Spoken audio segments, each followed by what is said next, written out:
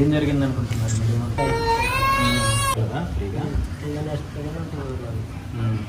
మరి ఊర్లో వరకు అంతకుముందు ఎప్పుడైనా వెళ్ళిందా?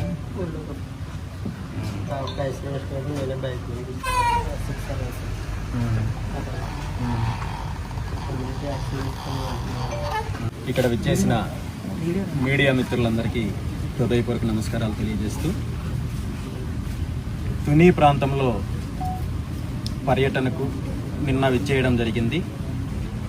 వివిధ కార్యక్రమాల్లో పాల్గొంటూ ఈరోజు తుని మండలము సిహెచ్ అగ్రహారం గ్రామంలో సుమారు నెల రోజుల క్రితము ఒక చిన్న పసిపాప తప్పిపోయి గత నెల రోజుల నుండి ఆ తల్లిదండ్రులు క్షోభను అనుభవిస్తున్నారని తెలుసుకొని వారిని పరామర్శించడానికి, వారికి ధైర్యం చెప్పడానికి ఇక్కడికి విచ్చేయడం జరిగింది.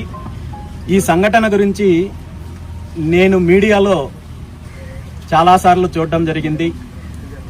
సంఘటన జరిగిన వెంటనే పోలీస్ వ్యవస్థ, జిల్లా ఎస్పీ గారు, స్థానిక ప్రజాప్రతినిధులు, రాష్ట్ర హోంశాఖ మంత్రి అందరూ కూడా ఇక్కడికి విచ్చేసి ఆ తల్లిదండ్రులకు ధైర్యం చెప్పి అనేక రకాలుగా దీని మీద పోలీస్ బృందాలను ఏర్పాటు చేసి గాలించే చర్యలు చేపట్టినప్పటికీ కూడా దురదృష్టకరమైన సంఘటన ఏంటంటే 2 సంవత్సరాల పసికందు తప్పిపోయి నెల రోజులు అయినప్పటికీ కూడా ఆ పసిబిడ్డను వెతికి ఆచూకీ తెలుసుకోవడంలో ప్రభుత్వం విఫలమైంది.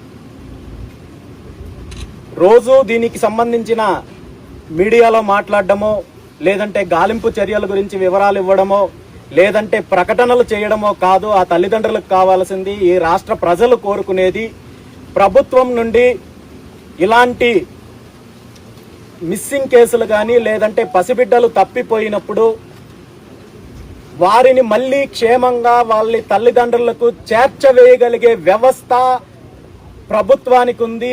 ఆ నమ్మకం ప్రభుత్వం కల్పించాల్సిన బాధ్యత ఉంది. ఆ భరోసా ప్రభుత్వం కల్పించాల్సిన బాధ్యత ఉంది. కానీ దురదృష్టం ఏంటంటే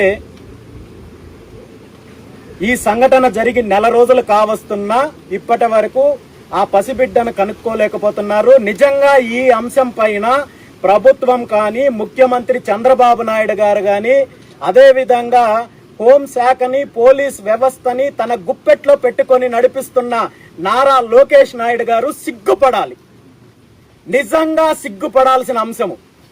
ఒక పసిబిడ్డ తప్పిపోయి నెల రోజులు కావస్తుంటే వెతికి పట్టలేని మీరు, మీ వ్యవస్థ, మీ ప్రభుత్వము ఈ రాష్ట్రంలో ప్రజలకు ఎలాంటి భద్రత కల్పించగలదు, మహిళలకు ఎలాంటి రక్షణ కల్పించగలదు, ఈ రాష్ట్రంలో పసిబిడ్డలకు ఏ విధంగా రక్షణ కల్పించగలదో సమాధానం చెప్పాల్సిన బాధ్యత ముఖ్యమంత్రికి ఉంది.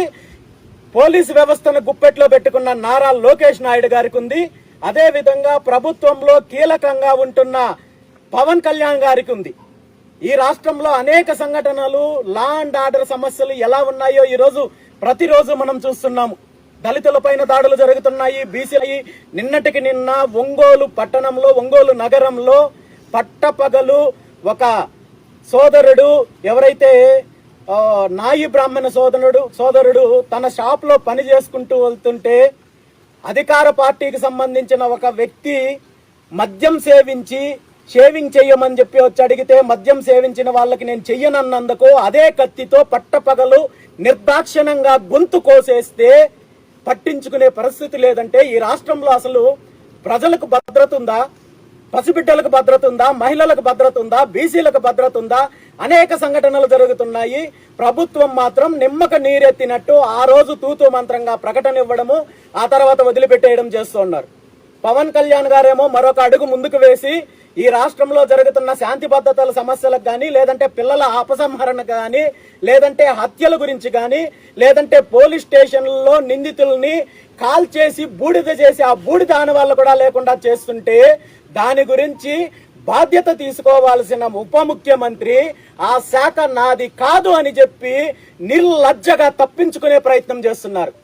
శాఖల గురించి మాట్లాడే పవన్ కళ్యాణ్ గారు నిజంగా మీ శాఖ కాదు అనుకున్నప్పుడు మీకు ఉప ముఖ్యమంత్రి పదవి ఎందుకు? వెంటనే మీరు రాజీనామా చేయండి, నాకు బాధ్యత లేదని చెప్పండి. అంతే తప్ప ఇలాంటి సిగ్గుమాలిన ప్రకటనలు ఇచ్చి తప్పించుకోవాలని చూస్తే ప్రజలు మిమ్మల్ని క్షమించరని చెప్పి ఈ సందర్భంగా తెలియజేస్తున్నాను. ముఖ్యంగా ముఖ్యమంత్రి చంద్రబాబు నాయుడు గారిని, అదే విధంగా నారా లోకేష్ నాయుడు గారిని, ఎందుకంటే హోంశాఖ మంత్రి గారు పేరుకి అనిత గారు ఉన్నప్పటికీ కూడా హోంశాఖ ఆవిడ పరిధిలో లేదు, ఆవిడకి ఎటువంటి అధికారాలు లేవు. కాబట్టే ముఖ్యమంత్రి గారిని, లోకేష్ నాయుడు గారిని కోరుకుంటున్నాను, ఎవరైతే ఈ పసికందు నెల రోజుల క్రితం తప్పిపోయిందో వెంటనే మీకున్న వ్యవస్థను, టెక్నాలజీ గురించి, వ్యవస్థల గురించి మాట్లాడే మీకు నిజంగా చిత్తశుద్ధి ఉంటే దీని మీద శ్రద్ధ పెట్టి దీనికోసం ప్రత్యేక బృందాలను ఏర్పాటు చేసి వెంటనే ఆ పసికందు ఆచూకీ తెలియజేసి ఆ తల్లిదండ్రుల యొక్క మానసిక క్షోభ నుండి బయటకు తీసుకురావాలని చెప్పి కోరుకుంటున్నాను. అలా చెయ్యని పక్షంలో మీరు అధికారంలో కొనసాగే పరిస్థితి లేదు, మీకు ఆ నైతిక హక్కు కూడా లేదని చెప్పి ఈ సందర్భంగా తెలియజేస్తున్నాను. ఒక పసిబిడ్డ ఆచూకీ తెలుసుకోలేని మీరు ఈ రాష్ట్ర ప్రజల యొక్క భద్రతను ఏ విధంగా కాపాడగలరు, మహిళల యొక్క సంరక్షణ ఏ విధంగా చేయగలరు? కేవలం ప్రకటనలకు, తప్పుడు ప్రకటనలు ఇచ్చే మీరు వాస్తవానికి ఎలాంటి పరిస్థితులు ఉన్నాయో తెలుసుకొని ఇప్పటికైనా కళ్ళు తెరిచి ఆ తల్లిదండ్రులకు న్యాయం చేయాలని చెప్పి దీని మీద పోలీస్ డిపార్ట్మెంట్ శ్రద్ధ చూపించి మీరు షో చేయడము, మీడియాలో ప్రకటనలు ఇవ్వడము కాదు, వారికి ఆ బిడ్డను అప్పచెప్పాల్సిన బాధ్యత మీకుందని చెప్పి ఈ సందర్భంగా కోరుకుంటున్నాను. Thank you. తల్లిదండ్రులకి ఎలాంటి భరోసా ఇవ్వబోతున్నారు సార్? అంటే సుమారు 4 రోజులు బట్టి పోలీస్ డిపార్ట్మెంట్ ఇదే పని మీద చర్చ ఆపరేషన్ చేసాము, గాలింపు చర్యలు చేపట్టాము.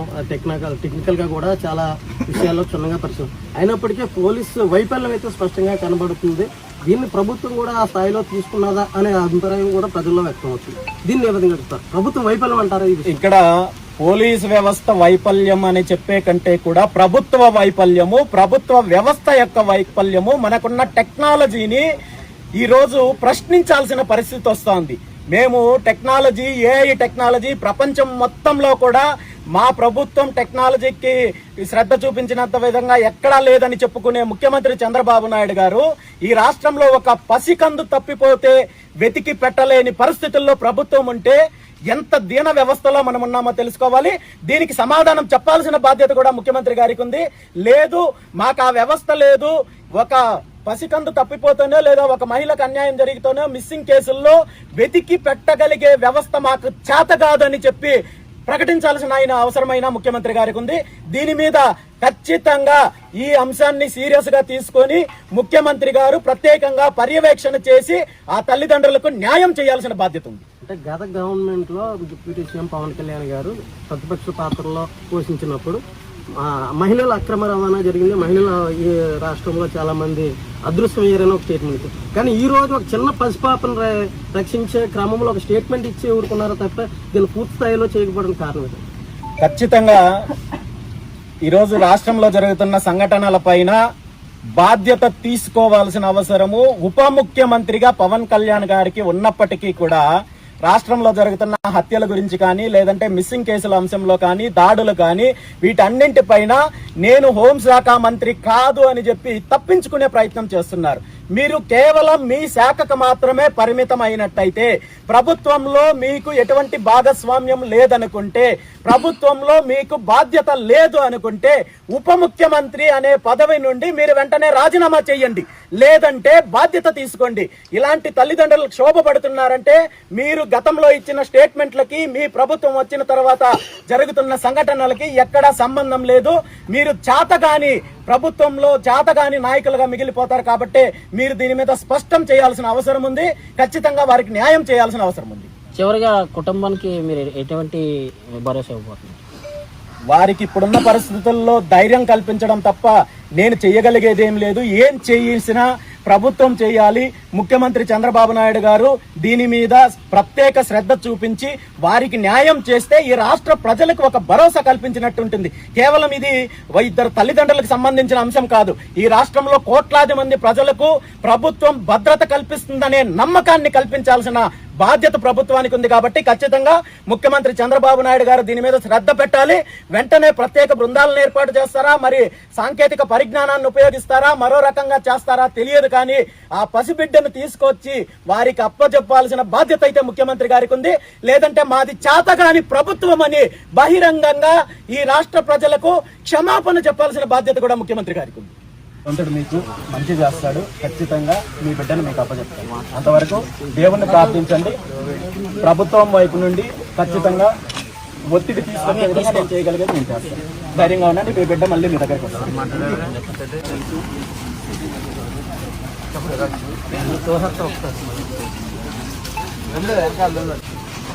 వ్యక్తి చూసిన తర్వాత వేరే ఆనవాళ్ళు ఏ విధంగా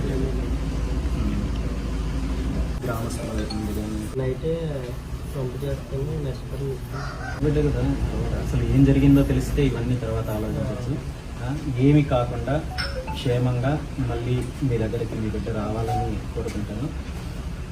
వస్తుంది, మీరు భయపడకండి, ధైర్యంగా ఉండండి. దానికి ఇంకా తొందరగా జరుగుతుంది. భగవంతుడు మీకు ధైర్యం